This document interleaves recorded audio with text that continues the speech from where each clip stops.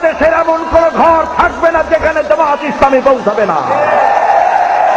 শান্তির জন্য কল্যাণের বার্তা নিয়ে সারা বাংলাদেশে সর্বত্র ইসলামের দাওয়াত পৌঁছে যাবে গণতান্ত্রিক পদ্ধতিতে।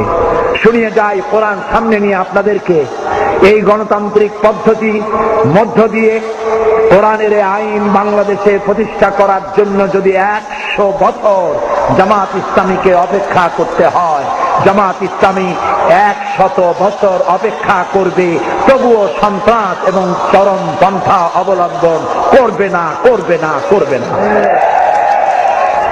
আমাদের অসংখ্য সাহিত্য ভান্ডার আছে, বললে হবে না জামাত ইসলামী কোন ইসলামী দল নয়।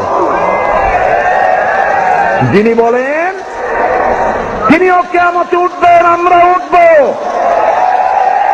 আমি 50 বছর কোরআনে কারীমের খেদমত করি, আর 1973 সনে জামাতের রুকন হয়েছি।